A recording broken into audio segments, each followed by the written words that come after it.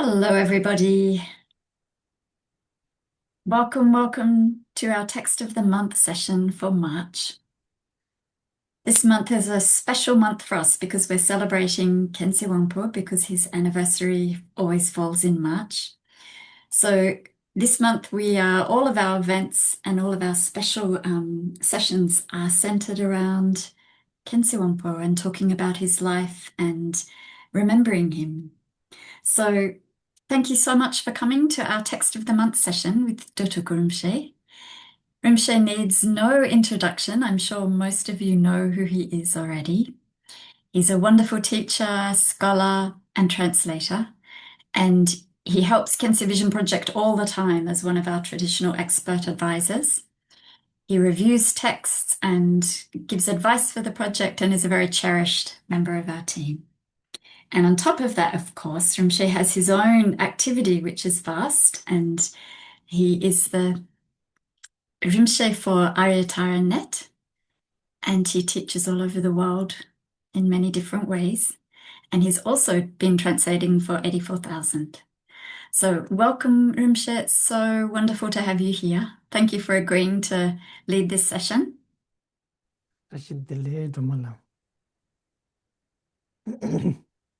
Before we start, we will start with some prayers that we do at the beginning of our practice sessions just to align our motivation.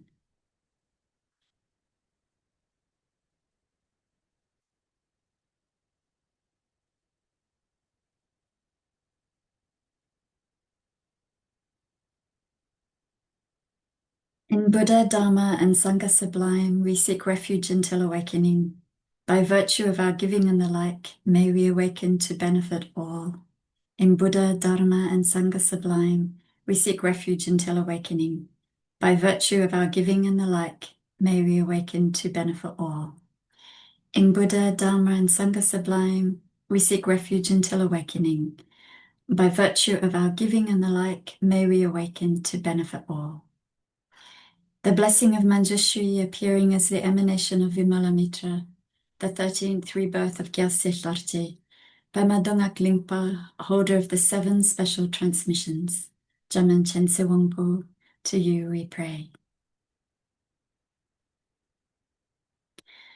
The earth is perfumed with scented water and strewn with flowers, adorned with Mount Meru, the 4 continents, the sun and the moon.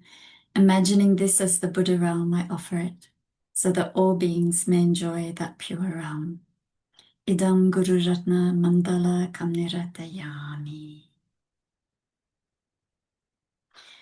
In accordance with the capabilities and the diverse aspirations of sentient beings, I ask you to turn the wheel of Dharma, of the greater, lesser, or conventional vehicles. Thank you, Rinpoche. I'll hand over to you directly and not waste any more time. Thanks so much. Thank you so much for such a wonderful opportunity.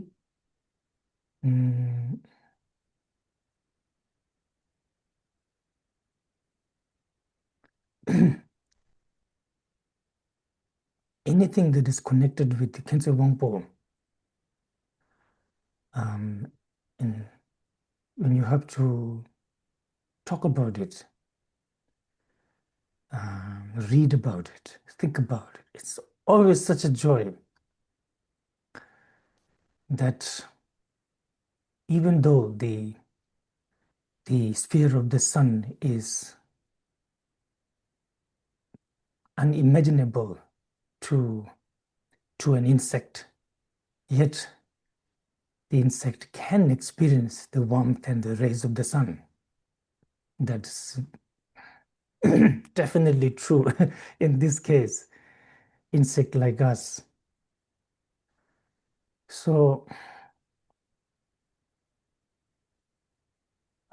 going through this text and also going through, I quickly tried to rush through some biographies of Khyentse Wangpo, very short one by Alakzhenka Rinpoche, and then sort of medium length by Do Tulku Rinpoche this time. And there's always something new you're going to learn. Always. This is probably third or fourth time I'm talking about Khyentse Wangpo's work and his life in general. And so I'm forever thankful that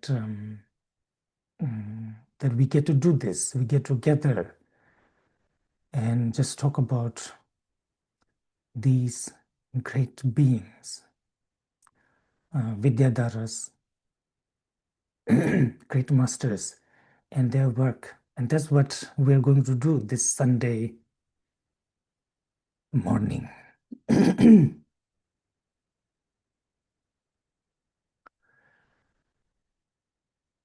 Padinsa Lama Rinpoche Dagichur, Pemendishum, Kadin Chimbe Guni Jizun, the Kuzun to Jumudu Zaldoso, Taketuji, Shati Ristutum, Shinjimi Tubdiji Pungjumba, Serchul Humbo Tabuji, Shaji Jabi Shabla Chatsalo, Chakton, Kolojube Jabotong, Jantong, Kabazambo Sangetong, Kangla Kangditella Terdemba, Tumba Cherezilla Chatsalo, Seji Jawa Tanjiji, Shipumbo Chigdimba. Siji kunji paljurwe Jamyang la chazalo kangshik tongne shinji ponyalaso dangwan tagni chokjir jerje badurje chen la chazalo korwale do tarema tutarai jikjur turena wannamro drama yum la chazalo shija tangjizik be chenyangba dogunjile drube tukje chen sami tileze be tomhawa janga lame janlang kunsha cha sumatep sunama kenza jes kenza 신지 럽시글마 진짜와 댕민 거 진짜 철들을 식당나 진짜 견노 채널로만 진짜 뒤쳤노 진나 떨진다니 라마 잠벌 뒤쳤노 죽은다 닝기고 남삼관계 차당스 닌슨 타치 담배매버 퇴근금부 즈즈지 제세투브 남터 sabjin 자치 탈라 녀르즈즈 엽직니네 라신탈라 레반마치 강년타 닌신 군도 제면 그 베삼제 치지 tuk지 숙중세면요 면제 성에 랑기니 빌레베세 다동 춘니 마저르 프로도 짭션 솔버르 마저르지 우제요 진업장점 빼마 게서로 동볼라 연생 초게 무dum이 빼만 좀지 코르도 컨트롤 몽베코 치지 제스 다도 신지 럽지르 섹스 소 구루 빼마스디 훔 고som lama soche doje thala chokto monjeng drop chal dong so ujen butjala so dem galjem barjem mejun shin tunjin samba drobat chokto thunong drop chal do so so in this way paying homage taking refuge making offering prostrations to the Buddha Dharma Sangha and most importantly to the gurus, root guru, lineage guru. Without doing this, I do not have courage to even begin to talk about such a thing. This text, for example,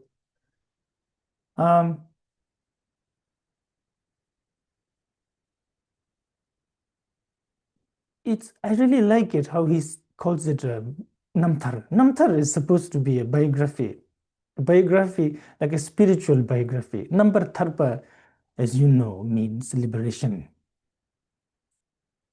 And liberation, although it is called liberation, but usually we call the life of a Dharma practitioner the account of his liberation, their liberation. And so this is also called that. But it doesn't really talk about when he was born, where did he go, none of those things.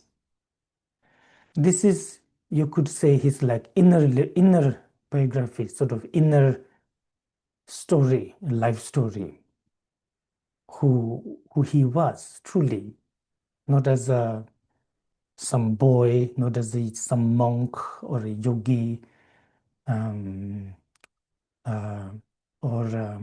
when he was in Ngor, monastery. I've spoken so many times about Khyentse Wangpo, and so many other teachers have. So I'm just going to jump back and forth now, rather than going like this, sort of very properly with sequence.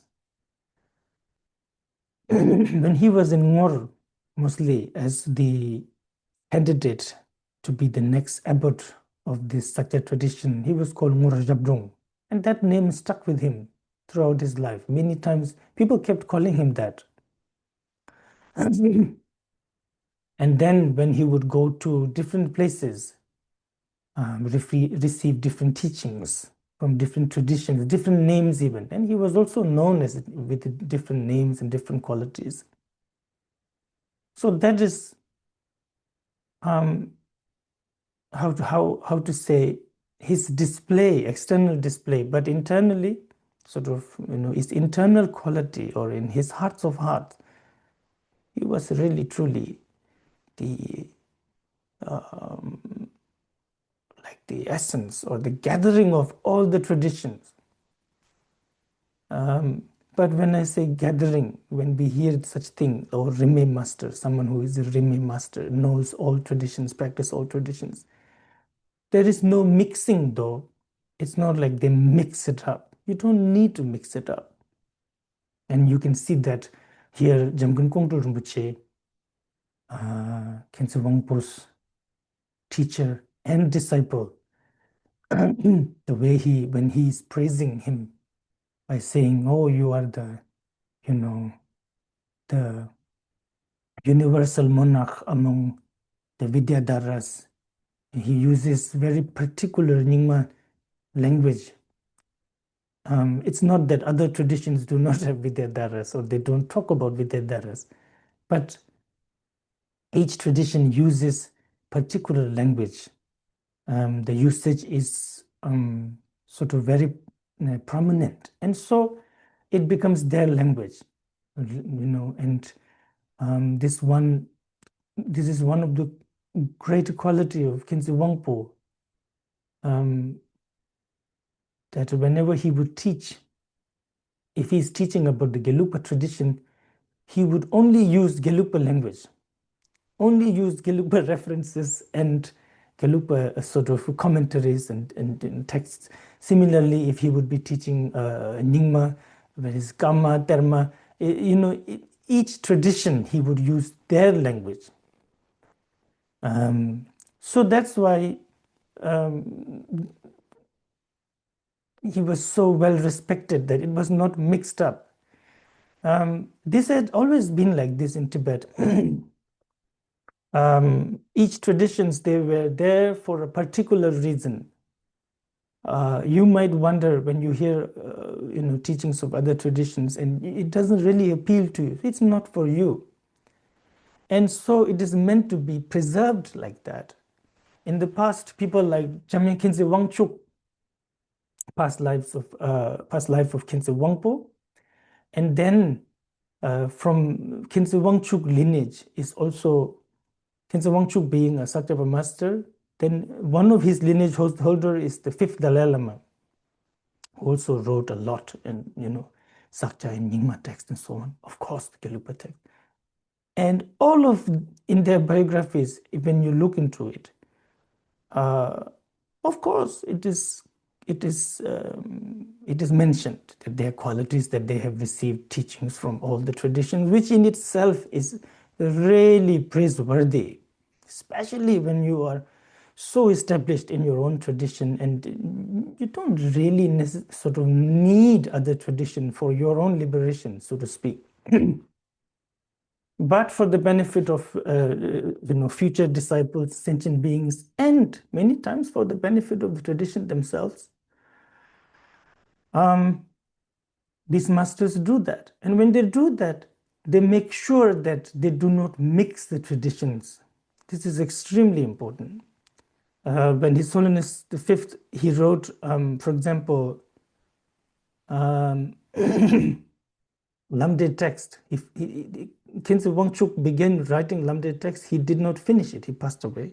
So the remainders were written by the fifth Dalai Lama. And until you get to the end and read that it was written by a Gelugpa master, you will not even know. You wouldn't even know. This is, so that's the beauty. And so here, Jamgön Kongtrul, himself being a Rinpoche master, prophesied from different dharmas and different by different masters to be emanation of Verotsana.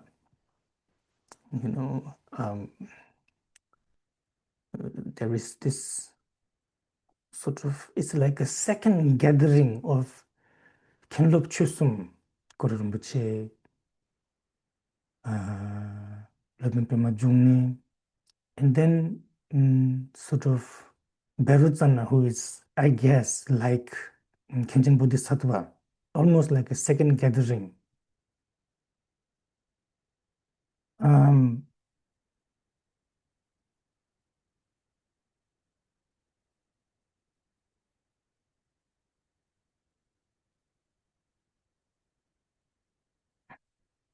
You will see that reflected here. The text start, Namo Guru, your name Jamyang Khyentse Wangpo is so sublime, it is difficult to utter it. It is, this is so, this has lost all meaning now, to be honest.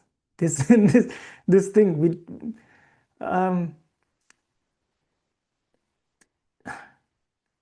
it's a sign of a lack of authentic practitioner, I think nowadays.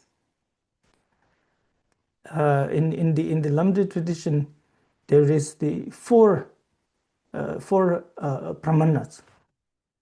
Now we people like not you, I do not know you, maybe really good practitioner, but someone like me, when I study Dharma, is depending upon ordinary senses, ordinary faculties. I read, I hear, I think, and feel, like that kind of things. Very unreliable. But when authentic practitioners, they understand Dharma, it's a bit different. And amongst many different ways of understanding Dharma, those who see the reality directly, the ultimate reality, the ultimate sort of the abhidharma of that teaching, whatever they're practicing, whether it's sutra, vajrayana directly, they are said to have very different way of understanding the Dharma. It's very direct. So whatever it is seen completely. And when such a person, the kind of devotion this person experiences towards their gurus, towards their teachers, is sort of immeasurable, unfathomable by us. And for them, when they even mention the name, to mention the name of their guru is very difficult for them. Tears well up, their throat sort of ends up in a knot. Like many times when Khyentse Lodrö, he would have to stop teaching when he has to take a name of his guru and just sort of pause for a while because it is just too much. And that kind of devotion is not possible if you just have some experience and some this and that, for that kind of devotion to arise, you have to see your guru as the none other than Vajradhara, none other than the Buddha himself. So here, Kongtrul Rinpoche, the way he says it is that he's really, although he's older than Khyentse Wangpo, and he himself in his own right, great master, but he's saying it's your name. It's extremely difficult for me to even say. I cannot say it. I'll probably just call you Rinpoche, like in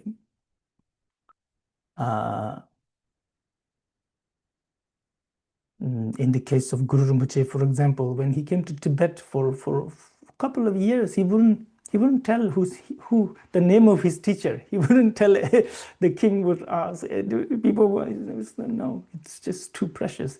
And to tell it, they had to do a big sort of offering, and the whole gathering have to be there. And then after a lot of requesting, then he would tell. It's really, because it's extremely, extremely difficult to utter. someone who cuts the stream of samsaric existence of yours, how precious that being is. So that then sovereign of complete teachings, you are the sole refuge of all beings. With enlightened activities that benefit whoever you encounter. How marvelous that such an impossible qualities exist here. So in this stanza, then Khyentse Wangpo says, not only that you are renowned in this world, and Khyentse Wangpo was really renowned, even to this day, of course, and especially when during his life, he was so cherished, so well known, that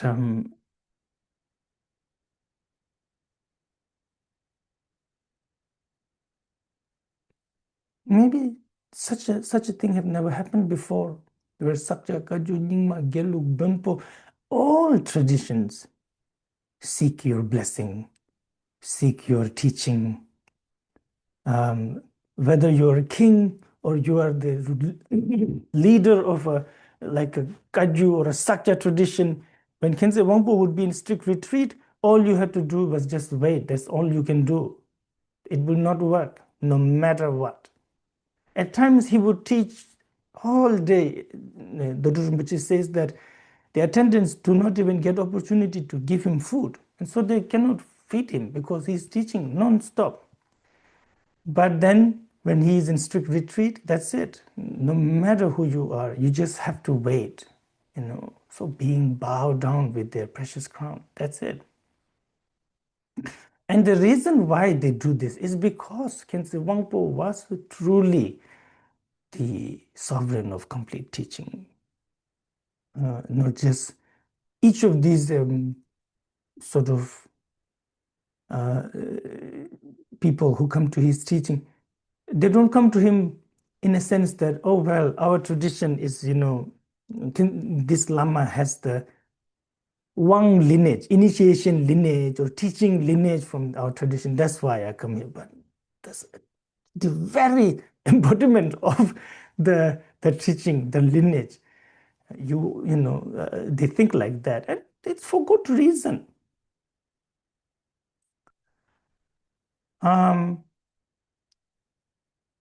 Externally, his behavior, the way he lived,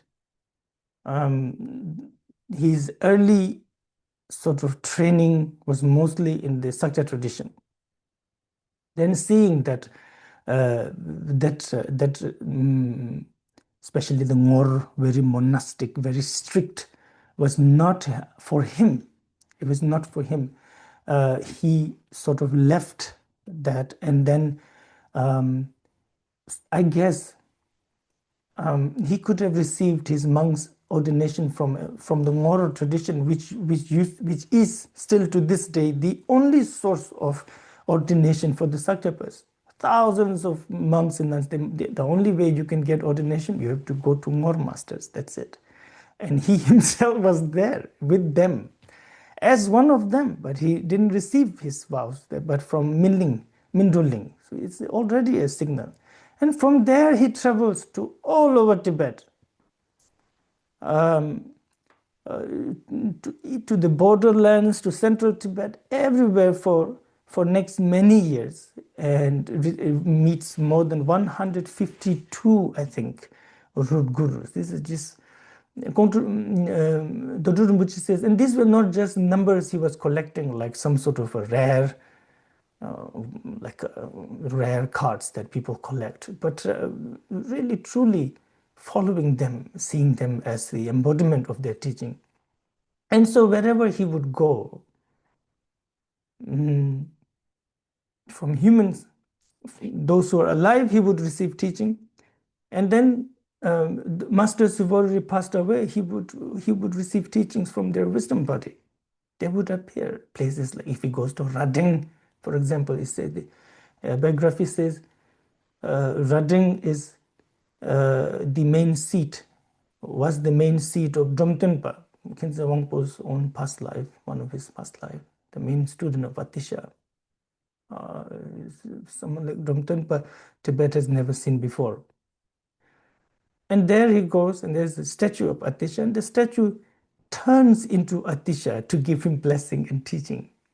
So the whole biography is like that. And so you can imagine the kind of respect other traditions would have, regardless of who you are called. Regardless, Dzongsa was a Sakya monastery, still a Sakya monastery, but their idea was not, oh, we are going to this Sakya Lama to receive Nyingma teaching or Bonpo teaching. No, we said, this is our Lama. This is old tradition. The Nyingma person, no doubt, this is Jigme Lingpa. What are you saying? Rinpoche himself would say things that only Jigme Lingpa would know, like secret names of his students, like when he was very young. So, no doubt. And similarly, the Gelupas, similarly, all of the tradition. So, truly, the sovereign of complete teachings, such something like this, there is no example. I am a big fan of Sakya Pandita, but I have to be honest and say, no. In this regard, I'm a very big fan of Longchen Rabjam, who created the Longchen Rabjam, but not like this.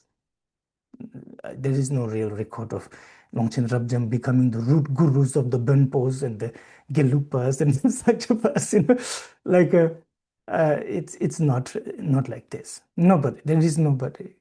And so like that. Anyway, let's just to move forward with this text. So someone like you is, yeah, such someone with such qualities. It says here, such impossible qualities exist. It's like that. How is it possible? Like I said, this is his inner namtar, his inner biography. So his inner practice. So worldly prestige and renown impress those with childish minds. Yet these qualities are not what define the lives of sublime beings. So as you can read.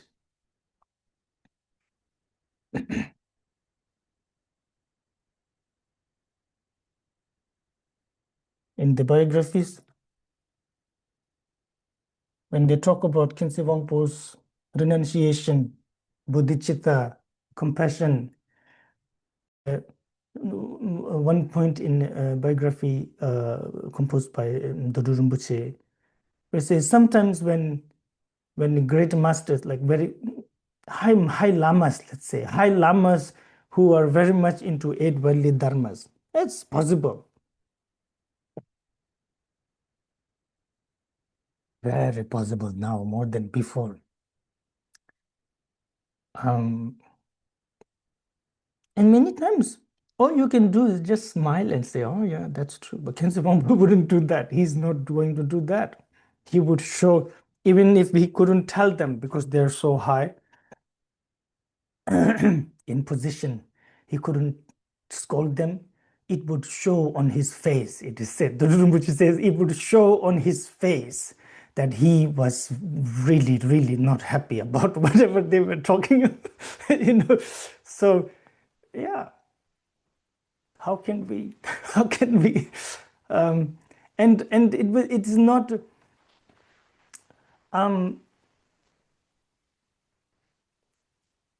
that alone may not be enough to show the depth of his sort of renunciation or compassion, is his inner quality, because that kind of things we even make experience. There's always people who want to go against the system, who wants to, who's unhappy with the old order, whatnot. But Khyentse Wangpo, it was not about that. It was not about against the system order, but it was against the corruption of mind of supposedly Dharma practitioner. So, yeah. Here, the next stanza, not influenced by, I can never pronounce it properly. Tamala, how do you pronounce this? Covetousness. covetousness. I always say covetousness. This is so silly. Covetousness, guile or wealth, but by your inherent cultivated qualities. So inherent qualities that he was born with.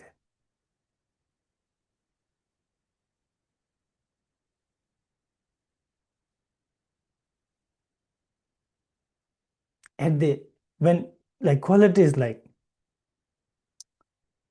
when he was an infant and people would take him out to pee, so to pee and to whatever, and they would carry him. And there was a mountain which would actually it was a mountain, but he would always see giant Guru Rinpoche sitting there every time he go out to pee. And he thought that man is always there. He never really knew it was a mountain. You know what I mean? And later he understood this is where the Kutsab Dharma is, like that. That is what is meant by inherent quality. 8 years old, one day he's very unhappy, sad or disturbed or whatnot. And then Guru Rinpoche and Ishitsojal appears in front of him, sort of, to make him happy, and gives him Vajrakilaya initiation, just to make his mood better. So it's yeah, this is really good. You should read those. And cultivated qualities, he studies from so many. We just discussed that he had more than 152. These are root gurus, by the way, not all the gurus. All the gurus, those who taught him sort of, I don't know, reading, writing, medicine, astrology, and all that. These are not necessarily root gurus, right? They're just way more than that. Those who taught him how to draw, all these.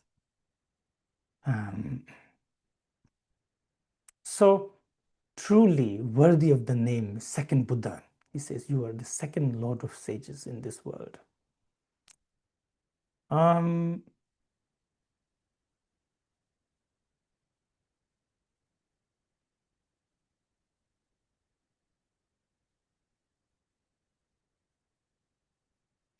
Through listening, contemplating, and meditating, you perfected the scriptural tradition, maturing empowerments, liberating instructions of the 10 great pillars that support the explanatory lineage and the 8 great chariots of the practice lineage, all that exists in the land of snow. This is the essence of the rest of the text. What follows is just this now. This will be just expanded a little bit, not completely, but a little bit. The lineage, the teachings that we have in Tibet can be, can be counted into these 10 either connected with the 10 great pillars. 10 great pillars, I think these are 10 great masters, translators. Wait, I have that list somewhere.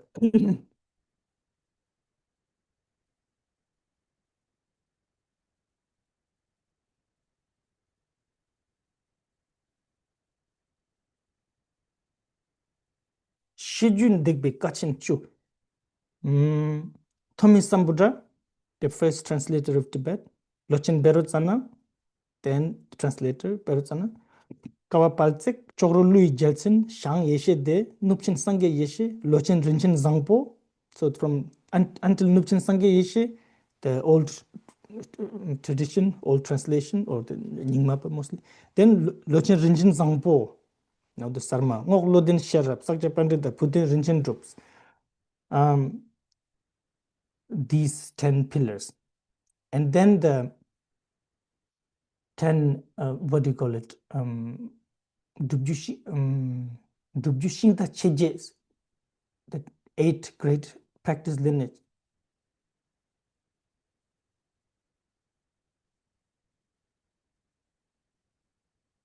Nyingma, Kadam, Sakja, Lamde, or Sakja. Sometimes you see Lamde, but it's not just that, of course. Kaju, And in Kaju, you just hear Kaju, but Cheshi Chungje, the four major Kaju schools and 8 minor schools, so like that, very vast. Similarly with Nyingma too, of course. So Kadam, when we say Kadam, both old Kadam and new Kadam, the new Kadam tradition is that of the Gelugpa tradition. The old Kadamba tradition that comes before that. Then Shangpa, the teachings of Niguma, teachings of Sugasiddhi, and basically the teachings that were brought to Tibet by Chumpo Narjor, very interesting yogi. Shije, and by extension also all the Chö tradition. So the teachings brought to Tibet by Padma Sangye and Machik Labdun and so on. And then Jorduk is mostly Kala Chakra. I mean, actually, it should say Chonang, but so just like rather than saying Sakya, they said Lamde. Similarly, Jorduk is the main practice of Kala Chakras. And then Nyindup, the practices that based on Guya Samaja.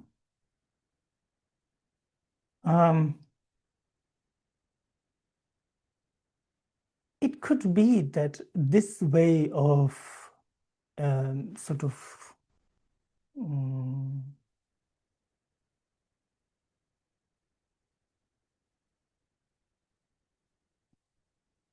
this could be actually also around the time of Khyentse Wangpo and Kongtrul, the way of collecting all of these and counting them like this, these kind of enumerations. And all that exist in the land of snow, because of course there are many that are not necessarily directly included in this. So there are any other practices and teachings that are in Tibet, that's also. So very short. He says, just as birth arises from non-birth, transmigration from non-transmigration, although you already transcended all there is to abandon and realize, you displayed this skillfully to train your disciples. So just as it is said in the Tantras, that the Buddhas, you know, like some Tantras, they begin with saying that, oh, the secret of all the Buddhas is that they are born from unborn nature, and like that kind of thing. So in that manner, all of your whatever Khyentse Wangpo did, it was not like somebody planned it out. Somebody thought about it and decided, first I go here, then I do this, then I do that. It was sort of hlundub, just almost self-arising, that all the displays that he did. Then comes now the Nyingma school. You embraced as your inheritance. Yes, as a true heir to Guru Rinpoche's teachings. One day he had a dream where, I mean,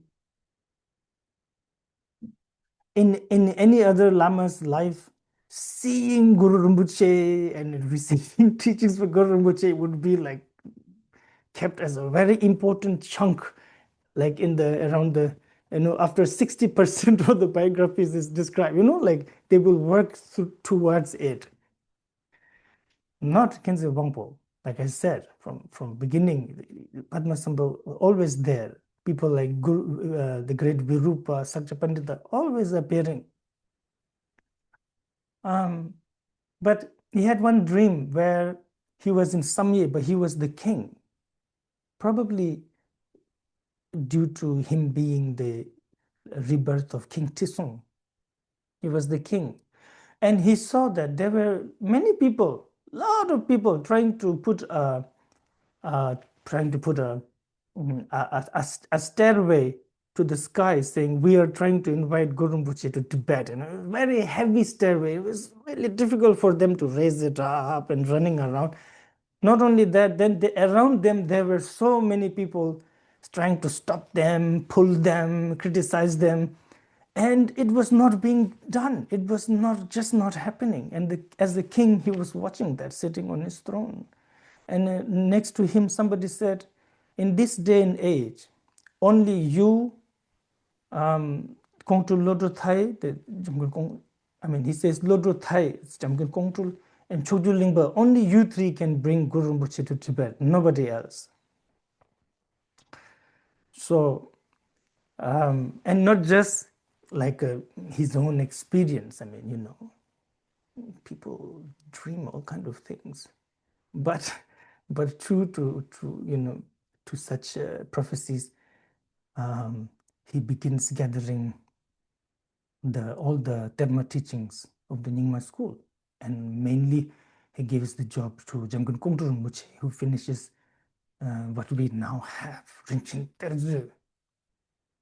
So truly, like as if his own inheritance. You go into this, it is unbelievable. Like here, for example, the appropriate times for disciples, the Dakinis prophecies, you unravel the Vajra seals, revealing for the fortunate jewel treasures of profound Dharma. Then the kinds of treasures mentioned, treasure that, how to say, earth treasure, mind treasure, vision, oral lineage recollected and rediscovered, and so on.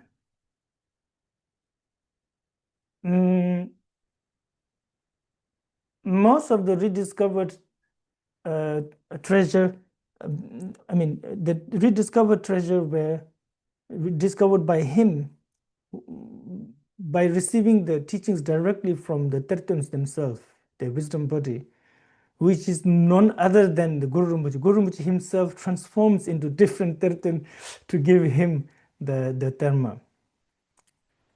And it is said that,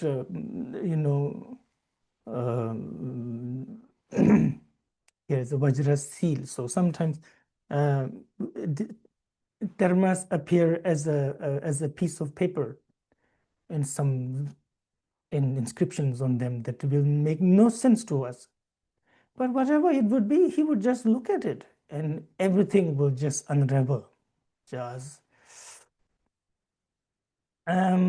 One quality of Khyentse Wangpo was he was not really so eager to reveal dharmas. And many times the Guru Rinpoche mentions it, so eager.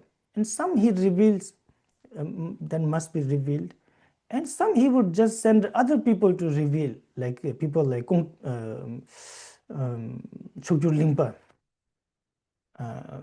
Among Khenkong Choksum, Chogyul Lingpa was youngest, and then Khyentse Wangpo, and then Kongtrul Rinpoche. Kongtrul Rinpoche lived longest, like I think 75 or even more than that, something like that. Yeah. So from here you get Kabab Dun, and again something that almost no other Tibetans have. I heard that Chogyul Lingpa, although he has Kabab Dun, but not like Khyentse Wangpo. Kabab meaning like the word kabab you will read a lot in Kagyu and Nyingma. Usually it's translated as transmission, but that's very, very mild. Then you, for example, me, let's say you and I go receive in front of a Lama some initiation. And then Guru Rinpoche appearing to someone else and giving that initiation, saying you are the holder. Very different. It's both are in transmissions. You know what I mean? So it's like special sort of responsibility that is given with the transmissions. So that's, let's say, the Nyingmapa. Then the Sakchapas, the Tharse brothers, the Khenchen Vajradaras, who were true manifestation of Muchin Khorlo Dompa and Jasap Sempa the Chimpo and so on. Khyentse Wangpo, as a young boy, was recognized as Khyentse Khenpo Champa Namkha Chime, the uncle of Khyentse Khenchen Champakunga Tembe Jalsen. Champakunga Tembe Jalsen, I think, yeah.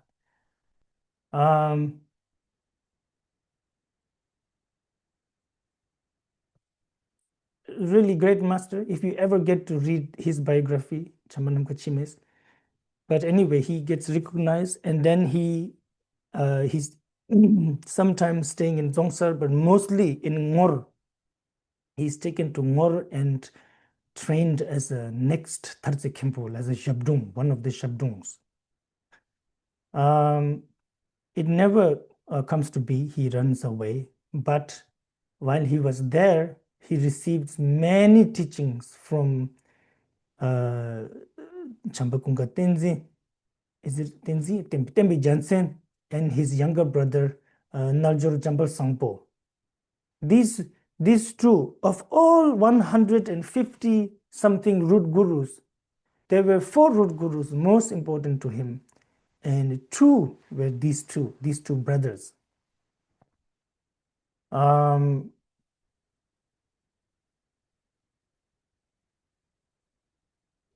And for them too, he was extremely important. Like Naljor Jambal Sangpo, even though being a great master with so much to do, he himself stayed in retreat to help Khyentse Wangpo to finish his sort of Hevajra retreat, I think, something like that, those which takes 10 months, 6 months, like this. So, and they were his main gurus, and he understood that the elder brother Khenchen Champakunga Tembe Jalsen as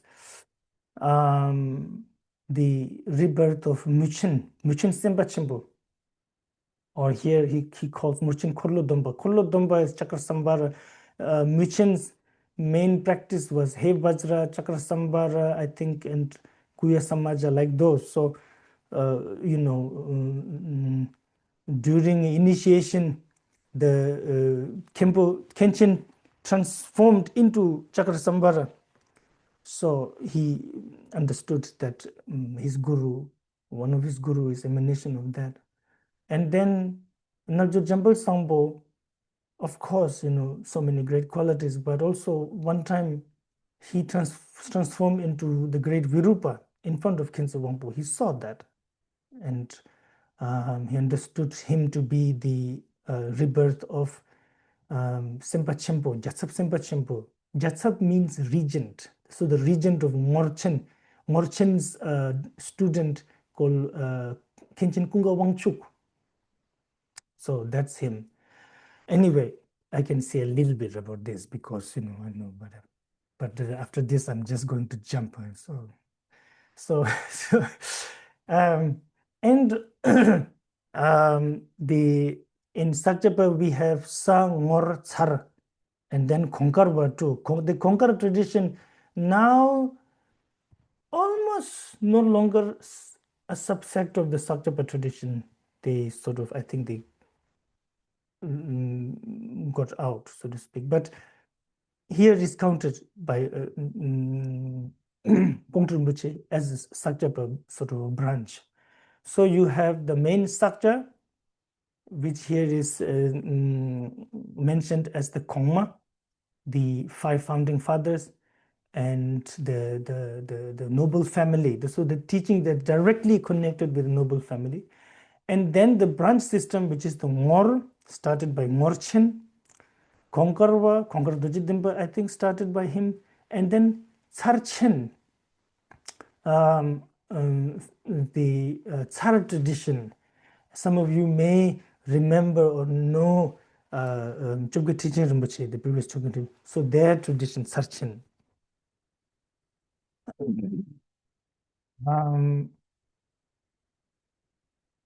So here again, he uses this kind of specific Sakjapa language like Kechara. Of course, other tradition uses that, but in the Sakja tradition, then you have the one very important practice that is like in the heart of our practices is that of the Vajrayogini. So the Kechara practice and all that here, and became an unraveled guru of the Sakja tradition, he says. Then the next is the Kajupa tradition.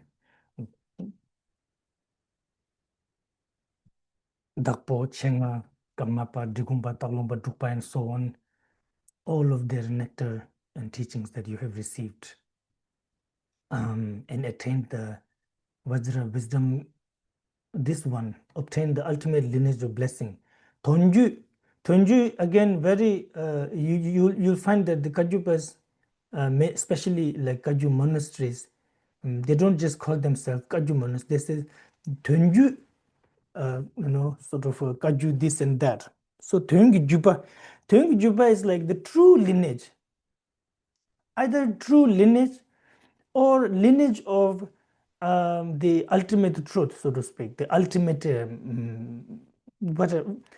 for example, the Naropa got the Tunju, the real lineage, when he got struck by Tilopa and fainted, and sort of fainted in a sense that his ordinary conceptual mind fainted, and all that remained was the true nature of all things, and that's how he received the Tunju, the true lineage. So similarly, then the entire tradition began to be known as that, and so that you received, he says, and also Vajra wisdom empowerment. I'm not sure what this is. And then again, using very specific Kajupa language. If you go to Kajupa monasteries, these things you will find all the time.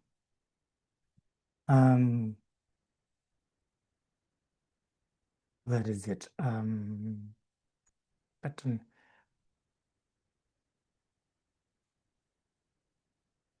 Shenlo gomji kangba tsoks, nurgu gomji goches, tembe chara ningje, as a almost like a warrior, or like a complete being. You need a feet, you need a head, you need everything, So like that, if I'm not mistaken. So he says, you establish revulsion, so renunciation, the fruit of meditation. You cultivated devotion, the head of meditation. So everything has to do with now practice here, mindfulness, sentinel, compassion as your activity, and so.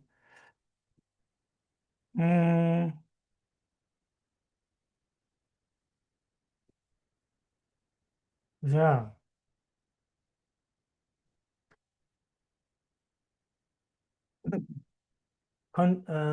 Conscientiousness, I don't know. Yes, steadfast armor. So it's like the mondo. And then obtaining the signs of warmth through the four practices of path of skillful means now the actual practices of Vajrayana. And then comes realizing Mahamudra, the path of liberation, phenomenal existence nakedly arose the Dhammakaya, now the realization arising. And then the result with the boundary between your meditative, basically meditation and post-meditation dissolves. They're no longer like, oh, I need to meditate, oh, I need to stop meditating. It no longer exists anymore like that. Mind and appearance would merge as one.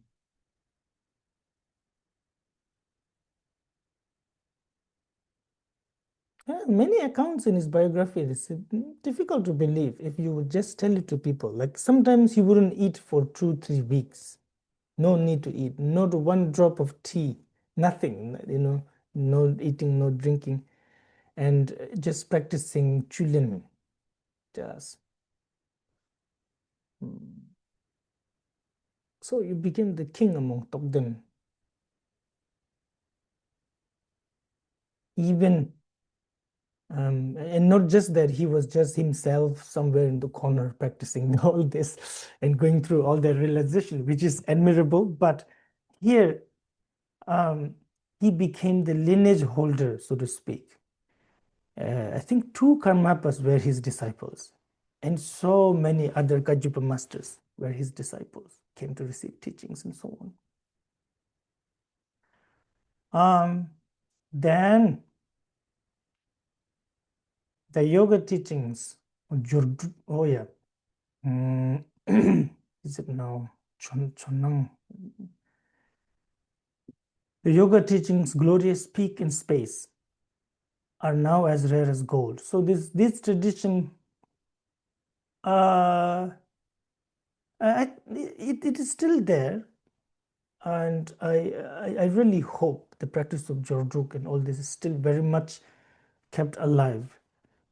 But there have been traditions that has always been in trouble, like Shangpa, for example, too, same. And time and again, masters from other schools have to sort of step in to really try to preserve it. So I think compared to Shangpa, maybe Chonang even a bit more stronger than them. But many Sakchapa masters, for example, were also holder of this tradition and Shangpa tradition, people like Tsarchen. So main deities being Chakrasambhara, He Vajra, Guya Samaja. You became the, how do you say, the upholder of this tradition of Bhutan and Dolpopa, Chonang and Shalu.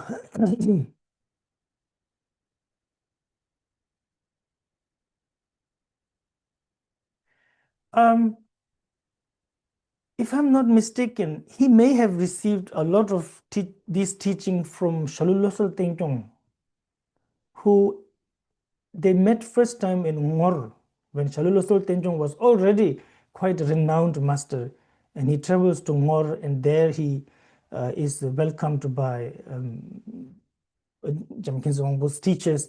And in his biography, he writes, there I got to meet the Shabdung also, the Khyentse words, and I got to offer him a lot of teaching. So definitely. Shalu Losal Tengtong, by and large, a Sakchapa master, but also, a holder of the Shalu teachings, I think. If you ever got to read his biography, I really suggest. It's really interesting. What's the time? Okay. Then comes the Kadampa. The Kadampa tradition, like I said before, the old Kadampa tradition started by Dromtunpa Javijungne and kept by his disciples and their disciples, and like very popular ones are like Chekawa Gumbadaji, we know that. Or people like Jasimuchu Tome Zangpo.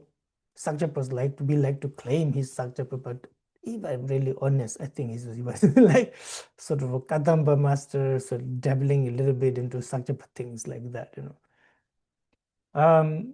But then with the arrival of the great Manjushri Songkhapa, who received teachings, now the first sort of Tibetan indigenous spiritual tradition that first and the only one, I guess, the tradition of the Gelugpa tradition, which was the result of many teachings that were already there in Tibet. So the Kadampas, he took very heavy influence from Kadampa, and then Sakyapa and so on, other traditions, and what came out. And of course, the great Tsongkhapa himself being such a great scholar and Mahasiddha, came the new tradition.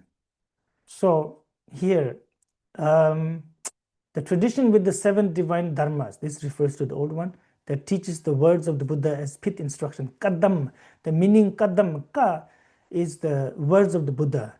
Dam means damga. So, yeah, someone who can show the words of the Buddha as, or who can decipher the words, the pit instructions hidden in the words of the Buddha, or who can show the words of the Buddha themselves as pit instruction. You don't need extra pit instruction aside. Then just this is it. This is the pit instruction, like that. So anyway, that. And then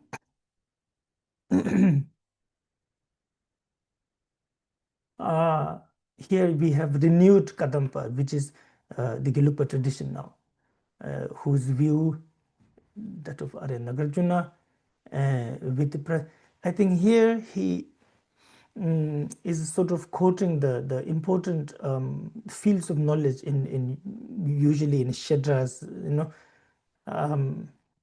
which is of course also what is important to the lineage.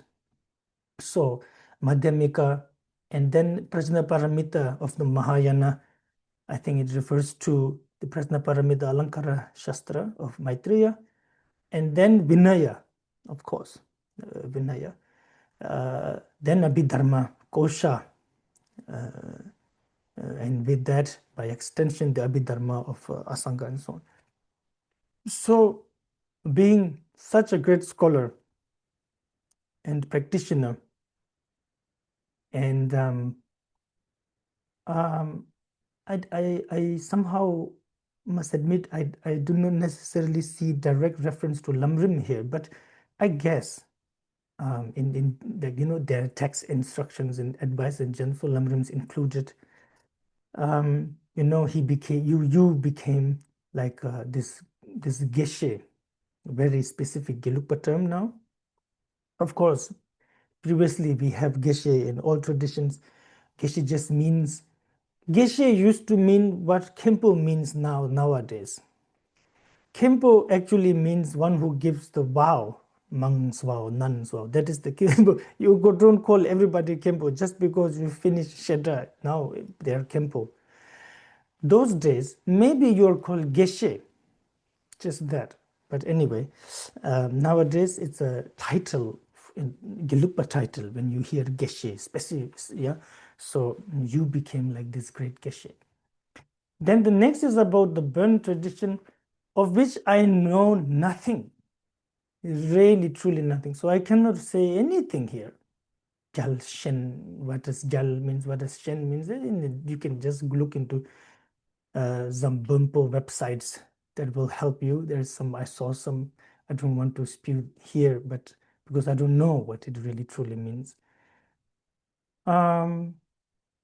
Here, he doesn't say that Khyentse Wangpo gave the teaching. I think he did. I'm sure he did. But Khyentse Chögyal Lodrö definitely did. Khyentse Rinpoche, Dzongse Khyentse Rinpoche, the current Dzongse Khyentse, he would say that at times he would be really embarrassed when Bonpos would invite him, and then he wouldn't even know how to sort of do the mudras and so on, and they would expect him to give teachings. So he was. I remember one time he was talking about the previous Khyentse, specifically Khyentse Chögyal Lodrö, and then he would say this. So obviously, to that tradition, he was also, not that he himself sort of really admired the tradition, but the people from that tradition also. So it goes both ways. Khyentse Wangpo then goes to, for example, Gelugpa masters, receive teachings. And then he receives, and then their disciple received teachings from him. For example, in case of Gelugpa, he was so respected.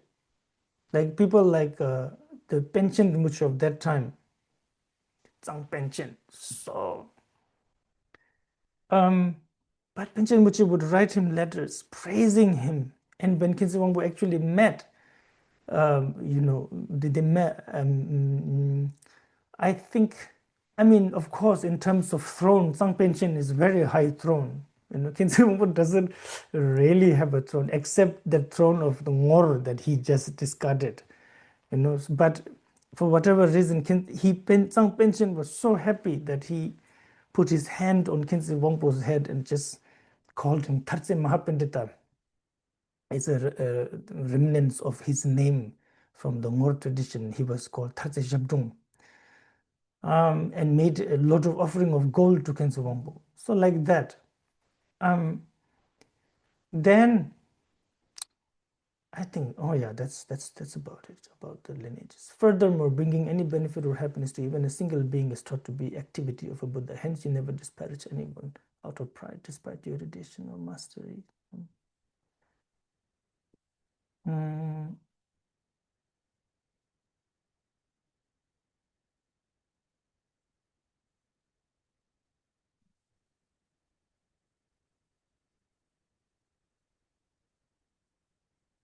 I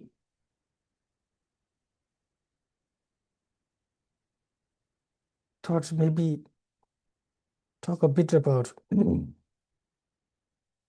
how it was when he was in the later part of his life, and he stayed mostly in Dzongser, practicing and teaching. Just a small snippet from, just small inspiration from Guru Rinpoche's biography.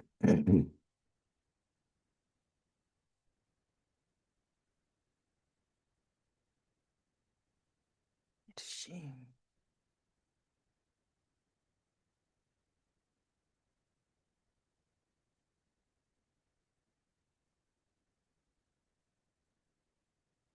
In what he mentions here, there is a, like his general attitudes and teachings given to people like Kongtrul Rinpoche, and all of those were Mipham Rinpoche, also great master, Jamgön Kongtrul Lodrö Wangpo. That one, very special, supposed to be Vajrapani. Katong Ngawang Lekpa, someone who Khyentse Wangpo later said he has become equal to Virupa in this very life. All of this. So his general advices to them, I think you find in Kongtrul Rinpoche's biography completely, where his attitude, where he says, the importance to basically be authentic and genuine. If you're a monk, be an authentic monk. If you're a yogi, be authentic yogi. He was really not in favor of people using the name like Nakpas, yogis, and then doing whatever they want. He wanted them to be honest, and he himself wanted to be honest. And there's a lot of that kind of advices and teachings in these biographies that you'll find, and in his own behavior too. Not necessarily like a giant, Kampa giant who was like very sort of dominant in whichever room he was. He's always mentioned as very sort of quiet and bit reserved, but fearless. No matter what's happening outside, he's not going to run away. There is war and battle and whatnot. He never runs away. He never is mentioned.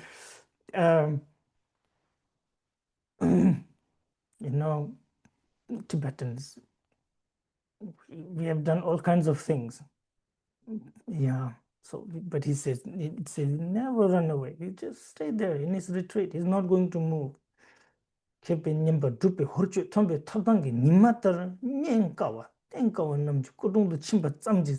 And then he had this quality where no matter who you are, whether you are a ruthless ruler, whether you are a great scholar or a great yogi or whatever great, the moment they were in front of him, they would immediately bow down.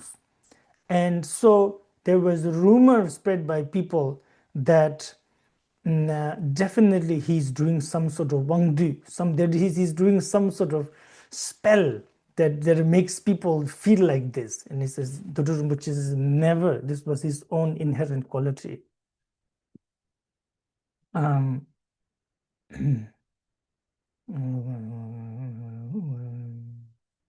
no matter however people would criticize him, he would never take it to heart and say, this is exactly like this. Even the Buddha couldn't. This one is very difficult to do. When you criticize, it's so painful. Criticism, rumors, all kinds of rumors, half true, half not, and whatnot.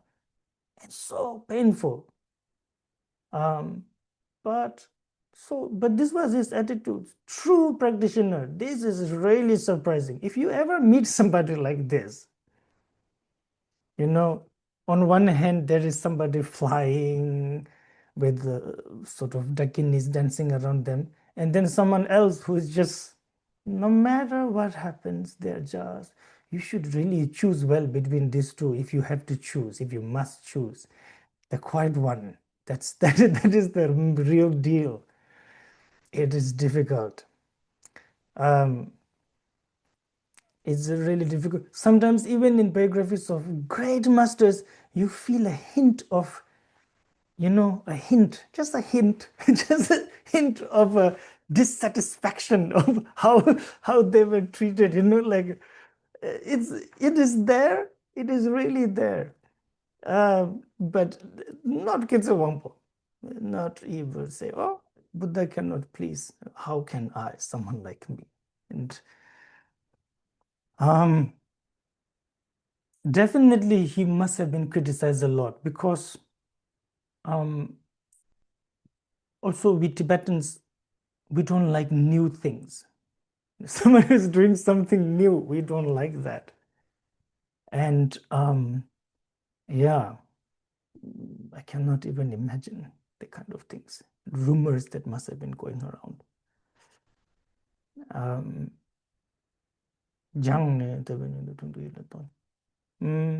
To that,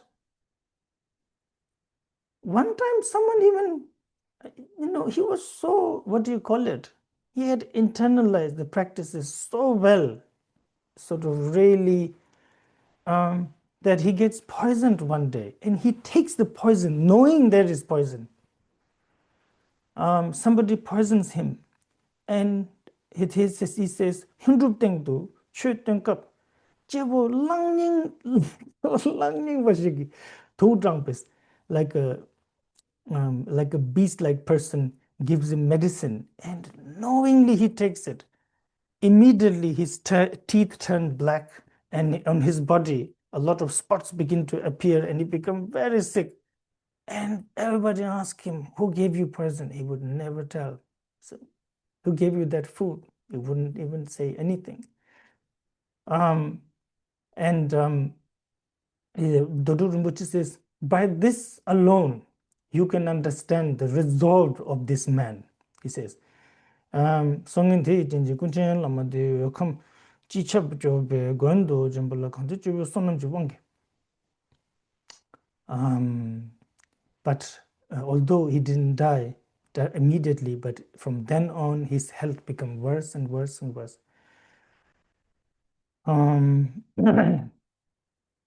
But even then, when people would ask him, we must invite different lamas, we must invite different doctors, we must do this and that, he would say, oh, Ted, nge tabu na ga shi chin thomes. He says, someone like me, what does it matter whether I'm well or ill, or if I die, if I'm happy? It doesn't matter at all.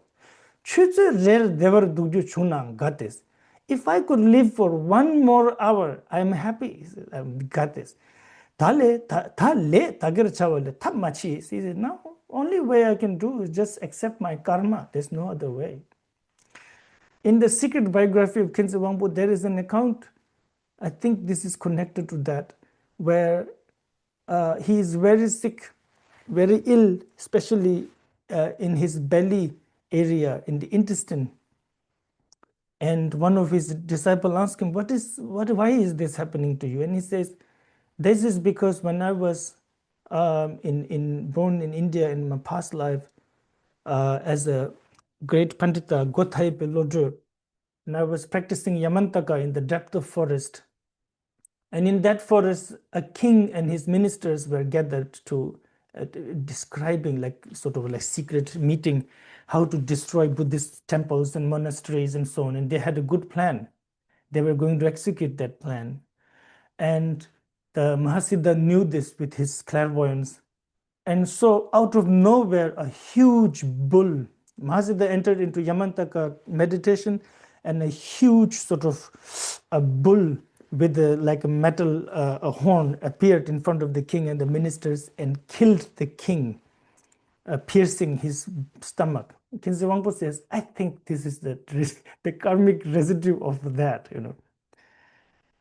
Anyway, I think I've spoken a lot. What else is there? To that, Mipham Rinpoche says, the Tok Che Gampes, this kind of thing is not a quality anymore for people these days. Tuk Gampa. You know what is Tuk Gampa? Someone who doesn't tell anybody what's going on with them. Just, he's not going to, nowadays you have to tell. You have to tell, or else nobody will care. If you want to benefit somebody, this is our ordinary worry. Oh, you have to tell. But not Khyentse Wangpo. He says, whoever you are, if you are an astrologer, very, very renowned astrologer, and you go to meet Khyentse Wangpo and you think, yes, of course, he must be known in astrology too, and the more they talk with him, they would never reach a point where they think that's the end of his knowledge. Their questions and inquiries will end. So Mipham Rinpoche wrote, Miphambe teba jarba le kedan drube nyendak tam yang ne tebe jenyek te chung du yunring tang na yang chichir ting pa kawa chus. He says, you, after hearing the fame of you being a scholar and a siddha, beings gather from all directions, and many of them themselves are quite capable of analyzing, and they really analyze you for a long time. But never, the more they analyze, the deeper and deeper your qualities they find that it is just much deeper. So Tingpa you're extremely difficult to measure, to know who you really are. Maybe this is a good place to stop.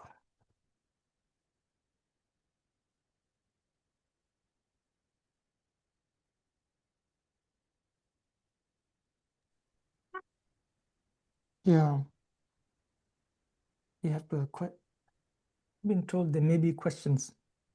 Rinpoche, there is a question for you. It is, which of Jamyang Khyentse Wangpo's qualities do you most aspire to emulate?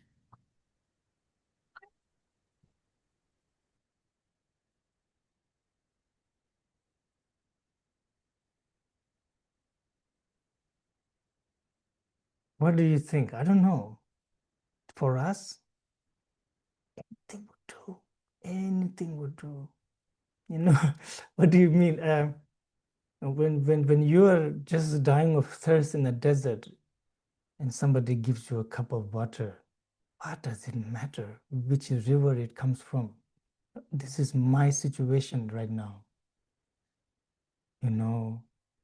As someone who has profound struggle of one's own emotions and afflictions, and always losing too on top of that.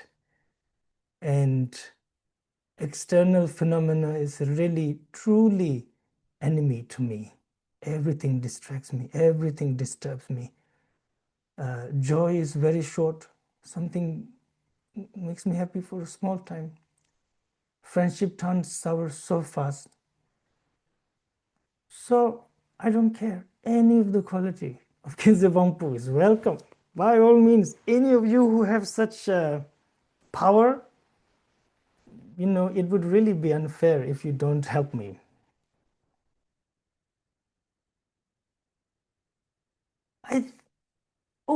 What I really, I envy his closeness with Guru Rinpoche. Very close.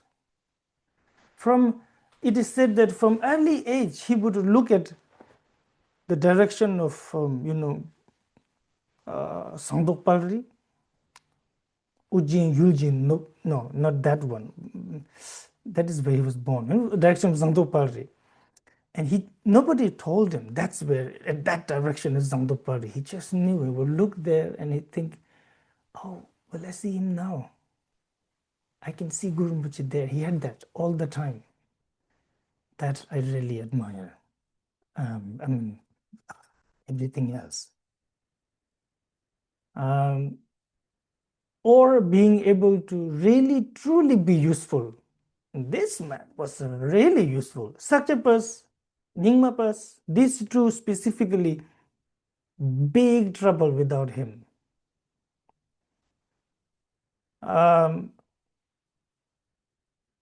Nyingmapas, by and large, I think, may be fine, but not united like this. When teachings are put together, people get united. It's very strange. And such a person, if you're doing He Vajras, sadhanas, to do with Khyentse Wangpo, Vajra Yogini, Khyentse Wangpo is also there. Lamde Master, Khyentse Wangpo is also there. Our view, Korde Yerme, Khyentse Wangpo, his disciple Gadyong Ngawon Lekpa, you cannot escape this person. So that ability to be useful, I think, because it's very scary that you just, you just live and die. You're totally not really useful. You know what I mean? Like those other people trying to put the stairway. Not really. Anyway, I don't know what I'm trying to say. If there's anything else. Rinpoche, there's another question. Are Jamyang Khyentse Wangpo Rinpoche and Jamgön Kongtrul Rinpoche of the same enlightened mind?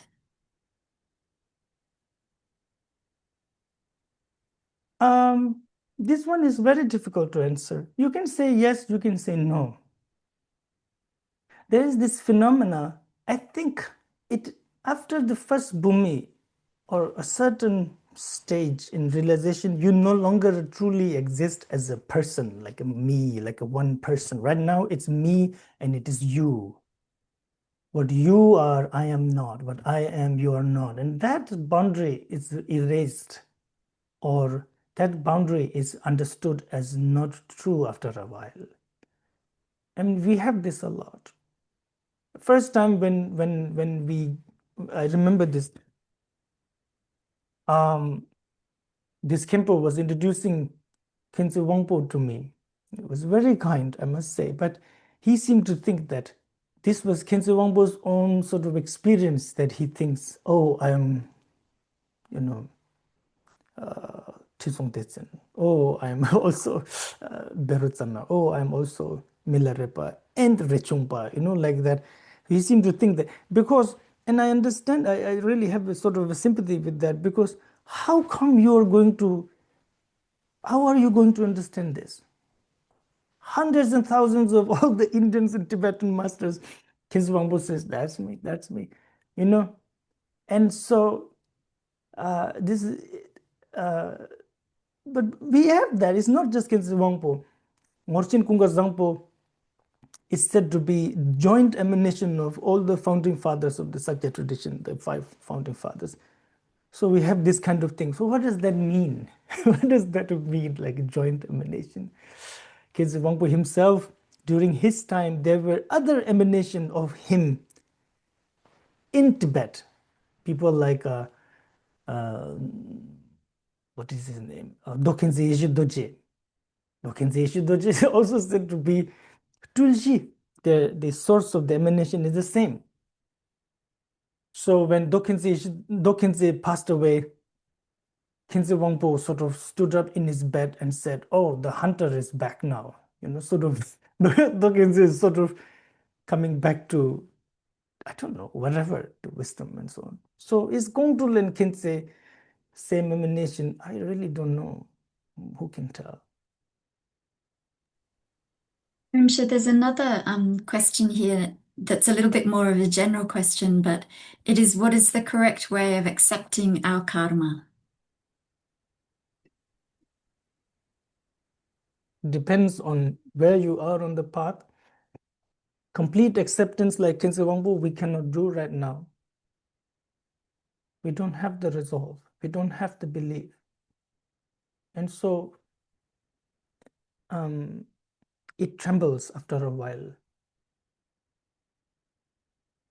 If you would have complete belief that, for example, in this regard, spiritual practices, that's it. You don't need anything else. But we don't have that. And so accepting karma, you do whatever you can to accepting karma has to do with when you get negative result. Of course, when you get something good, you already accepted it. But when something bad happens, there's nothing you can do. And even if there is something you can do, a certain percentage of your mind should already accept, oh, well, this is, so you're not really looking outside to who to blame. As Shantideva says, when somebody stabs me, he says, they use their weapon to stab my body, and the pain is caused by the weapon and my body. Without my body, I would not feel the pain. Or there would be nothing to stab. And without that weapon, there is nothing stabbing. So he says, equally responsible, he says. My body and the weapon, both equally responsible. Why should I only blame them? Not only that, it is my, isn't it, he says, that it is my karma that is making them strike me, and then they go to hell realm. So my negative karma is not only wreaking havoc sort of in my life, but to their lives too. That, so just accepting karma is really a vast topic. But if you think like this, then there is some hope. But accepting karma is not surrendering efforts. Two very different things. Thank you, Rinpoche. Last question. There's a question, what was Khyentse Wangpo's relation to Tara? And what role did Tara practice play in his life? Of course. The term of Chimi Pamenyingtik, which I must admit, I haven't really practiced that. I'm not super familiar with that. But in the biographies, you find that, seeing the faces of Tara, different kinds of Tara, it's full of it. There's no, you have to read it. It's really. But himself displaying as Tara, where one day during initiation, of White Tara initiation, the disciple saw the eyes of the Taras appear in his hand, in his palms, and his feet, and on his face, and so like that. I don't know. Okay. Thank you so much, Rinpoche. I think we're out of time now, so I want to say thank you so very much for such an inspiring teaching. It really is incredibly moving to hear about Khyentse Wangpo like this and to remember his qualities and hear about the stories of his life and have this text explained to us in terms of the different teachings and lineages that he held. So thank you so, so much. That was really beautiful. Please teach for us again very soon. And thanks everybody for coming to this session. Thanks especially to our interpreters who are working so hard to interpret these teachings into other languages. And please stay in touch with our newsletters, our social media, and so on, so that you can receive the recording of this teaching and other teachings. And we'll keep you updated with our new publications and future events. So thank you again. We'll now do some dedication prayers. Thank you so much, Rinpoche.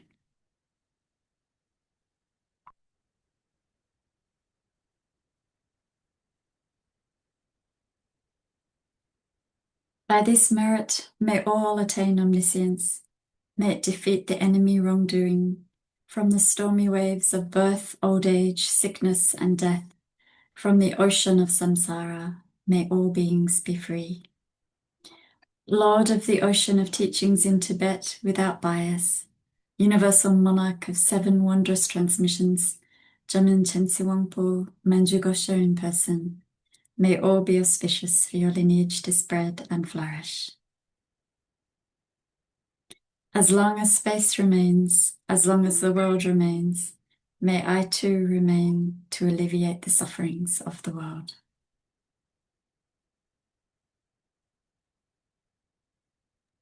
So take care of Thank you. Thank you, Rinpoche. so much, Rinpoche. Thank you, Rinpoche. Thank you, everyone. Rinpoche.